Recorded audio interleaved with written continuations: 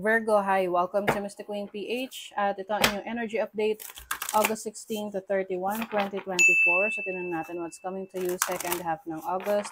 If you are interested in private readings, meron tayong link sa description at sa pinned comment kung paano mag-book for a private reading.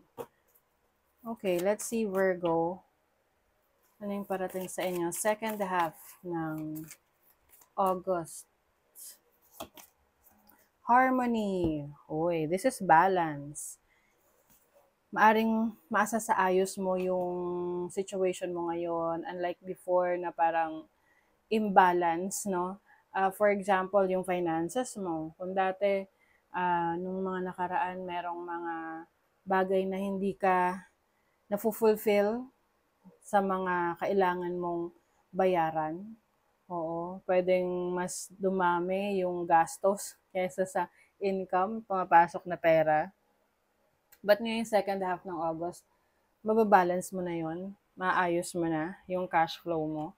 Yung iba naman sa inyo, yung pahinga, no? So, mas makakapagpahinga kayo ngayong second half ng August.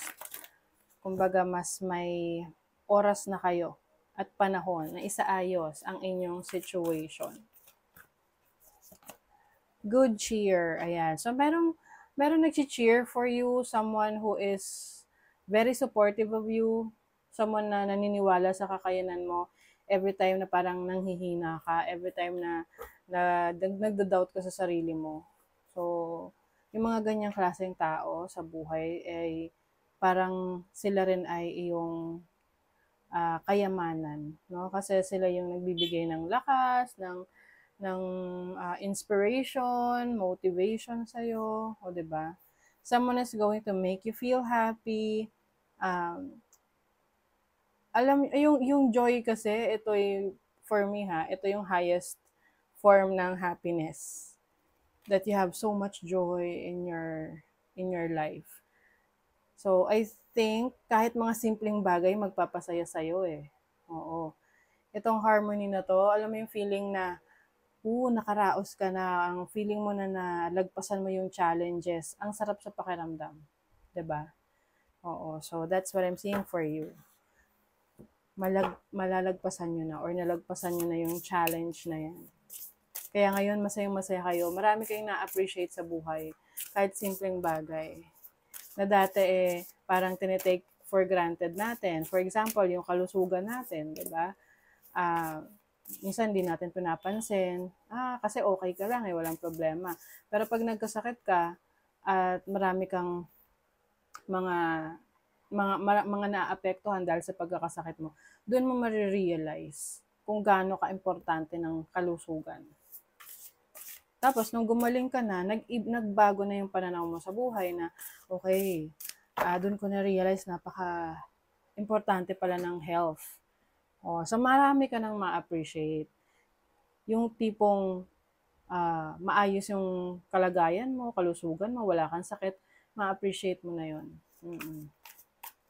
So let's see your overall energy for this week. The 5 of Cups. Some of you may mga regrets dun sa mga bagay na ginawa nyo or hindi nyo ginawa. Sa totoo lang, yung regrets, normal naman yan, 'di ba? Na sayang, sana pala ganito.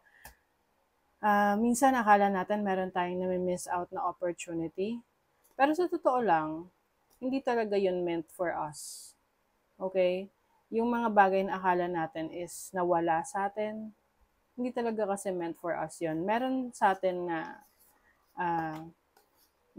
nakatalaga. Parang something na nakalaan. Ayun. So, kung ano yung mga bagay na wala ka na magagawa, you have to let that go para makapag-focus ka doon sa kung ano yung meron ka. 'Di ba? Yun yung mas palalaguin mo. Yun yung mas i-appreciate mo kung ano yung meron. Hindi yung kung ano yung wala na sa'yo. Kasi sabi nga nila, nasa huli yung pagsisisi. O para maibalik mo yung happiness, yung joy sa buhay mo, appreciate what you already have. Your challenge is the Two of Swords. Meron kang decision making. na kailangan gawin ngayong second half ng August na kailangan mo itong pag-isipan ng maigi kasi pwedeng, yung iba, pwedeng magkamali ka ng desisyon or yun na, pagsisihan mo na naman yung desisyon mo. Let's see kung in what area of life tong decision making na to. 12th house, I think something that you have to end or to let go of. Pwedeng mga unhealthy habits. Okay? Just take what resonates. 6th house, kalusugan talaga, Virgo. Pwede rin tong sa trabaho ninyo. Meron kayong kailangan pagdesisyonan whether i-accept nyo or hindi nyo tatanggapin yung offer. Okay? Let's say your opportunity. Wow, the King of Pentacles. So as an opportunity, this is stability in your finances. Pwede rin tong may promotion sa inyo sa trabaho. You will also be recognized for your mga efforts sa career mo, sa business mo. I think meron kang mga accomplishments ngayong second half ng August pagdating sa finances mo, sa career mo, sa business mo. Na masasabi mo na, oops, tama. Tama yung ginawa ko.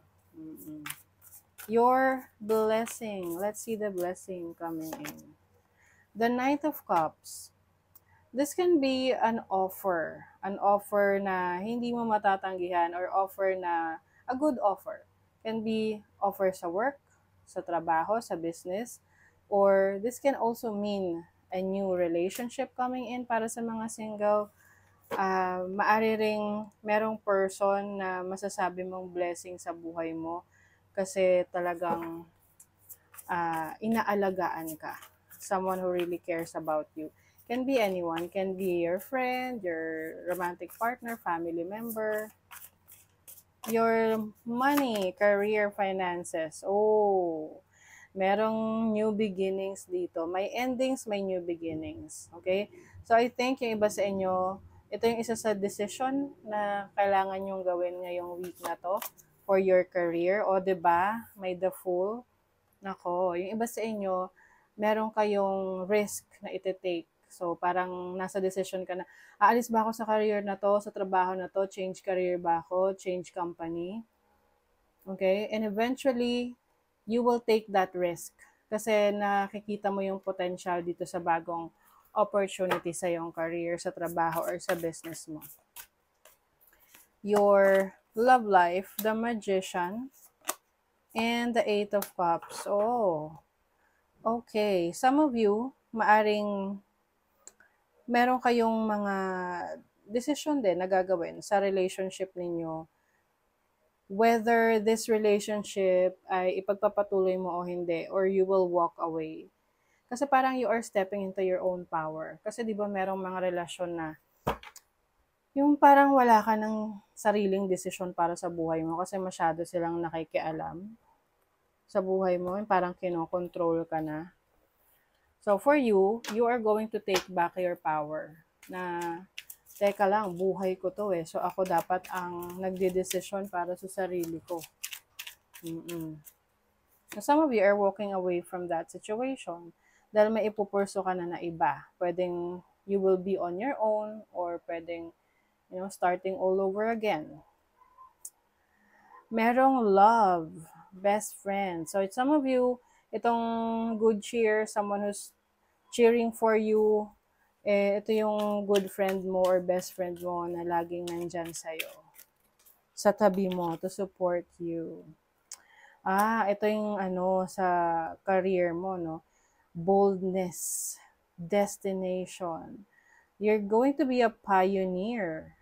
Oh, so parang meron ka talagang bagong simula sa iyong career path. Na very exciting to and at the same time, risky para sa'yo.